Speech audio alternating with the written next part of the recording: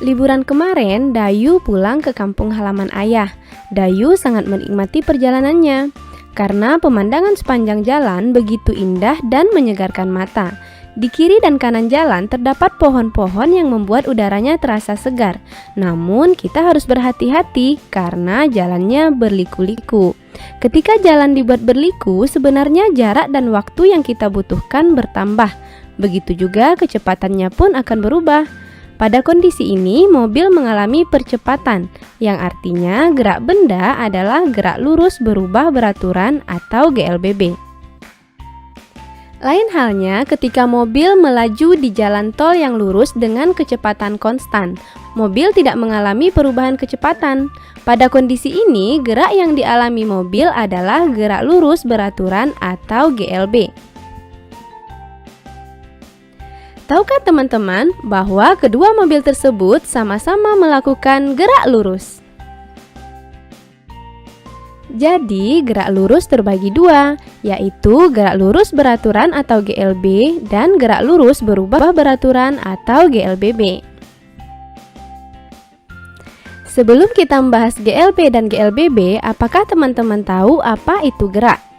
Benda dikatakan bergerak jika benda tersebut mengalami perubahan kedudukan. Besaran yang sering dipakai dalam gerak misalnya jarak, yaitu panjang seluruh lintasan yang ditempuh benda. Perpindahan merupakan perubahan kedudukan awal dan akhir suatu benda. Untuk lebih paham beda jarak dan perpindahan, teman-teman perhatikan ilustrasi berikut. Seseorang bersepeda sejauh 3 km ke arah timur, lalu kembali lagi sejauh 2 km ke barat. Maka jarak yang dialami orang tersebut adalah 3 km ditambah 2 km sama dengan 5 km.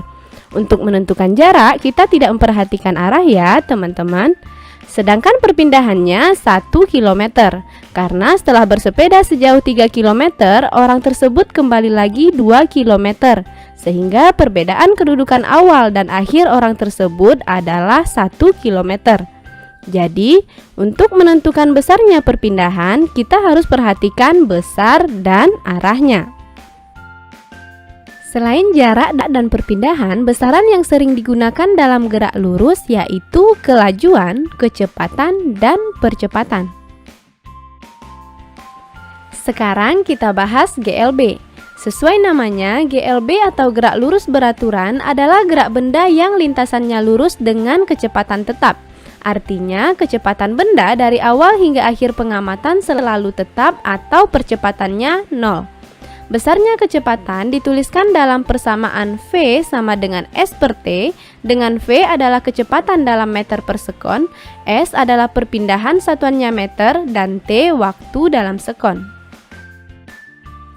Pada GLB ada dua jenis grafik. Grafik antara kecepatan terhadap waktu dapat ditunjukkan oleh grafik berikut, dan grafik jarak terhadap waktu digambarkan dengan grafik berikut ini.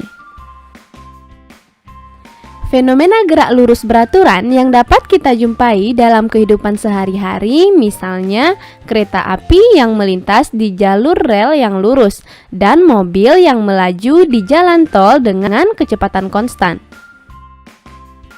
Supaya lebih paham, kita bahas contoh soal berikut yuk. Dari soal kita ketahui kecepatan atau V sama dengan 36 km per jam. Perhatikan terlebih dahulu satuannya. Satuan kecepatan dalam sistem internasional adalah meter per sekon. Jadi kita ubah dulu satuan kecepatan dalam meter per sekon. 36 km per jam sama dengan 10 meter per sekon. Dan T sama dengan 10 sekon. Yang ditanya jarak atau S. Kita ingat lagi persamaan kecepatan yaitu V sama dengan S per T. Sehingga S sama dengan V kali T, kita masukkan angkanya S sama dengan 10 meter per sekon kali 10 sekon sama dengan 100 meter. Maka jarak yang ditempuh Budi adalah 100 meter. Jadi jawabannya A.